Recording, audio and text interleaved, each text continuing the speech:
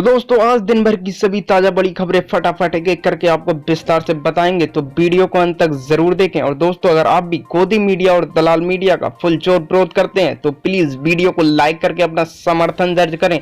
जी हां दोस्तों, पहली बड़ी खबर की ओर हम बात करने वाले हैं कि अमित शाह ने कहा कि दिल्ली में सिसोदिया के बयान से डर पैदा हुआ। जी हां, आपको बता दूं कि गृह मंत्री अमित शाह ने कहा कि दिल्ली के डिप्टी मनीष सिसोदिया के बयान के कारण राजधानी में कोरोना को लेकर डर पैदा हुआ। हम कोरोना से निपटने के लिए तैयार हैं। दिल्ली सरकार की ओर से 31 जुलाई तक 5.5 लाख मामले पहुंचने की बात कही जा रही है। ऐसे में दिल्ली नहीं होगा तो कोरोना इतने मामले दिल्ली में नहीं आएंगे। लेकिन अमित शाह ने कहा कि दिल्ली में कोरोना के टेस्ट 4 गुना बढ़ाए गए हैं, लेकिन दिल्ली में प्रतिदिन 16,000 टेस्ट हो रहे हैं। राजधानी की कम्युनिटी स्प्रेड नहीं हुआ है। कोरोना से घबराने की कोई जरूरत नहीं है, इससे बेकार तूल दिया जा रहा है। लेकिन आपको बतला दूं, कोरोना जैसी महामारी की कोई भी जरूरत नहीं है। तो जी हाँ दोस्तों, इसी बीच अगली बड़ी खबर की ओर हम बात करने वाले हैं कि दृश्यम डायरेक्टर निशिकांत कामत का निधन हो गया है। हैदराबाद में इन्होंने अंतिम सांस ली। जी हाँ दोस्तों, आपको बतला दूं, बॉलीवुड एक्टर यानी निशिकांत डायरेक्टर कामत का निधन हो गया है। लेकिन इसी बीच आपको ये भी बतला दूं कि डायरेक्टर निशिकांत कामत का निधन हो गया है। कुछ समय से उनकी स्थिति नाजुक बनी हुई थी और उनकी हालत जो थी बिल्कुल खस्ता थी। हैदराबाद के एशियन इंस्टीट्यूट ऑफ बायोलॉजी में एडमिट थे। बताया जा रहा है कि निशिकांत को आईसीयू में रखा गया और उनकी स्थिति क्रिटिकल लेकिन स्तर थे। लेकिन इसी बीच अगली बड़ी खबर की ओर हम बात करने वाले हैं कि टर्की राष्ट्रपति की पत्नी यानी आमिर खान की मुलाकात, बीजेपी कांग्रेस से छिड़ा सियासी घमासान। इसी बीच आपको ये बतला दूं कि सियासी घमासान दंगल यानी टर्की राष्ट्रपति की पत्नी सियासी मुलाकात हुई और फिर उसके बीच आमिर खान ने उनसे बहुत ही ज्यादा वार्तालाप किया और साथ में ये भी कहा कि फिल्मी अभिनेता आमिर खान आज सुबह से सोशल मीडिया पर बहस का मुद्दा बन रहे हैं। दरअसल आमिर खान की टर्की के राष्ट्रपति रजब तैयब उर्दोगान की पत्नी आमिली उर्दोगान से मुलाकात की। वैसे तो मुलाकात एक निजी मुलाकात है, लेकिन सवाल पूछा जा रहा है कि आमिर खान का भारत विरोधी में से कैसा याराना है। लेकिन आपको बता दूं, गौरव तलब है कि एर्दोगान इसलिए इस्लामिस्ट राष्ट्रपति है और लगातार भारत विरोधी बयानों के लिए भी सुर्खियों में रहते हैं। कश्मीर के मसले पर उन्होंने खुलकर भारत का विरोध किया था।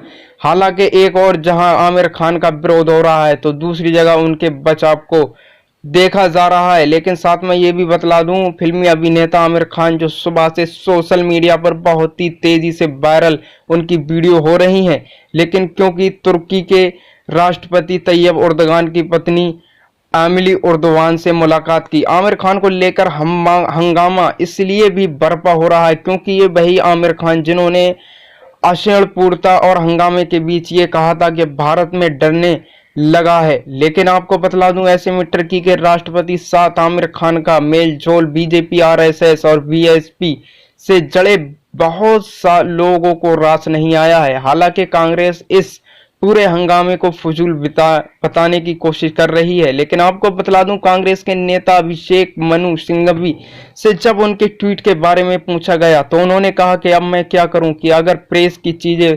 सनसनीखेज का शौक है तो मैंने आमिर खान को लेकर ट्वीट कब किया तो कोई देखा दे कि अब मैं कोई सफाई कब दी गई। लेकिन ये मैंने तो स्पष्टीकरण ये कहा कि आमिर खान ने ये कहा कि मैंने स्पष्टीकरण ये किया कि अगर इस ट्वीट को लेकर कोई भी मुद्दा बनाता है तो वो गलत है, क्योंकि सिंघवी ने आगे कहा कि मुझे आमिर खान के विषय के बारे में कोई इल्म नहीं था।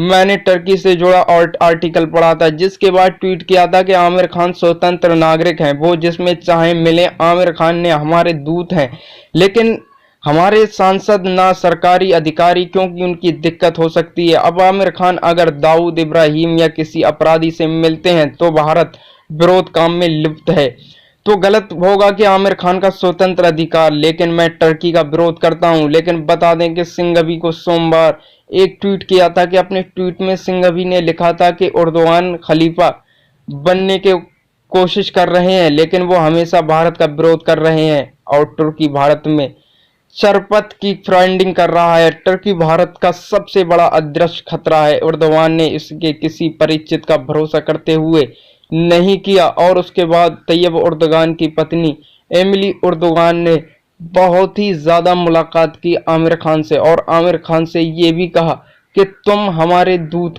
दूत हो, यानी और हमारे सांसद और अधिकारी नहीं हो, क्योंकि इसमें आमिर खान को कुछ दिक्कत हो सकती है। लेकिन आपको बता दें, सिंघवी ने सोमवार को जो ट्वीट किया था, उस ट्वीट में सिंघवी ने लिखा एर्दोगान खलीफा बनने की कोशिश कर रहे हैं। इसी बीच अगली बड़ी खबर की ओर हम बात करने वाले हैं कि चीन को बड़ी चोट, भारत आने की तैयारी कर रही है 2 दर्जन मोबाइल कंपनी। जी हाँ दोस्तों, आपको यह भी बतला दूं कि 2 दर्जन मोबाइल कंपनी भारत में तैयारी कर रही हैं। लेकिन आपको बतला दूं, चीन को कारोबारी का झटका देने की भारत सरकार की कोशिश लगातार रंग लाती दिख रही है। लेकिन आप चीन से अपना कारोबार समेटने की इच्छुक 2 दर्जन कंपनी अपने मोबाइल का उत्पादन का कारखाना भारत में लगाने की तैयारी कर रही है। अमेरिका और चीन के बीच बढ़ते व्यापार तनाव और कोरोना वायरस संक्रमण से कंपनियां अपनी सप्लाई की ड्राइवरिंग करना चाहती हैं। यही वजह है कि ये कंपनियां चीन के बाहर सप्लाई चेन के विकल्प में हैं। लेकिन आपको बतला दूं कि उसके अनुसार सैमसंग, एप्पल जैसी दिग्गज कंपनियों ने कई एसीबली और पार्टनर भारत आना चाहते हैं। लेकिन इन कंपनियों ने भारत में मोबाइल फोन की बैटरी लगाने के लिए 1.5 अरब डॉलर करीब 11,222 करोड़ रुपए के निवेश का वादा किया है। इससे पहले कि चीन अपना कारोबार समेटने जा रही है, कंपनियां वियतनाम और कंबोडिया, म्यांमार, बांग्लादेश और थाईलैंड और जैसे रूप बदलने के बारे में सोच रही थी।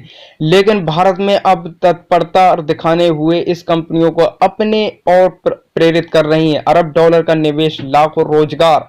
भारत सरकार का मानना है कि अगर फ्रेंडिबल और इंस्टीट्यूट पीआई का 1.33 अरब डॉलर की इलेक्ट्रॉनिक वस्तुओं का उत्पादन करती है। लेकिन इसी बीच अगली बड़ी खबर की ओर हम बात करने वाले हैं कि क्रिकेट की दुनिया का कैप्टन कूल टैलेंट ऐसा कि तोड़ा था रूल। आपको बतला दूं, भारतीय टीम के पूर्व कैप्टन महेंद्र सिंह धोनी ने अंतर्राष्ट्रीय से संन्यास लेने का ऐलान कर दिया है। लेकिन साथ में ये भी कहा है कि अब भारतीय टीम के लिए नहीं खेलते दिखाई देंगे महेंद्र सिंह धोनी। हालांकि एमएस धोनी आईपीएल खेलते रहेंगे। ऐसे में प्रशंसक और आईपीएल से धोनी खेलते हुए देख सकते हैं। लेकिन धोनी झारखंड के पहले अंतर्राष्ट्रीय क्रिकेटर हैं जिसने 23 साल की उम्र में टीम इंडिया को बुलावे की खबर मिली। इस विकेटकीपर बल्लेबाज का मौका नहीं गंवाया और मैदान पर धूम मचाने में कोई कसर नहीं छोड़ी।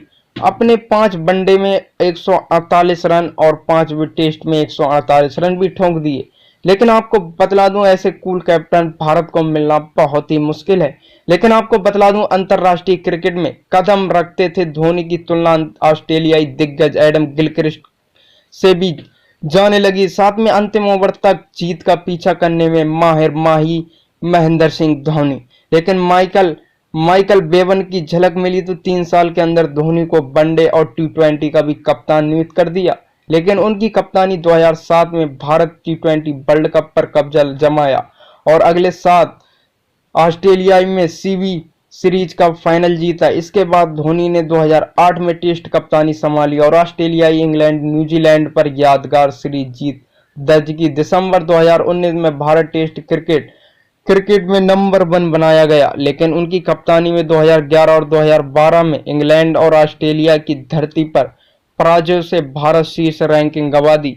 लेकिन आपको बतला दूं कि ऐसे कूल कैप्टन मिलना भारत को बहुत ही पड़ सकती है मुश्किल, क्योंकि अगर बात करें विराट कोहली की तो विराट कोहली कप्तान महेंद्र सिंह धोनी जैसी नहीं निभा सकते, क्योंकि इन दोनों में बहुत ही ज्यादा फर्क है।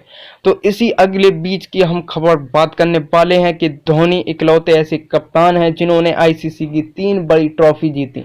तो दोस्तों, आपको एक एक ट्रॉफी किस सन में जीती तो पूरी जानकारी दूंगा, तो वीडियो को अंत तक जरूर देखें। आम आदमी पार्टी और बीजेपी सरकार पर आम आदमी पर लगातार ताला लगाने का आरोप में राज्यसभा सांसद और यूपी प्रभारी संजय पुलिस के लखनऊ स्थित पार्टी के कार्य में ताला लगा दिया गया है, जिसमें कि लगा दिया गया। पुलिस के सूत्रों में बताया जा रहा है कि आम आदमी पार्टी का जिस पराजय और आज तक से बातचीत करते हुए संजय ने कहा कि यूपी में सिर्फ ठाकरों के लिए सरकार चल रही है और ब्राह्मणों को टारगेट किया जा रहा है। लखीमपुर में एक नाबालिग लड़की के साथ गैंगरेप किया गया और सरकार ने कुछ भी एक्शन नहीं लिया। आजमगढ़ में ग्राम प्रधान को मौत के घाट उतार दिया। प्रदेश में जंगल राज जैसी स्थिति हो रही है और सरकार के खिलाफ आवाज उठाने के खिलाफ कोई 5 मुकदमे करा सकता है।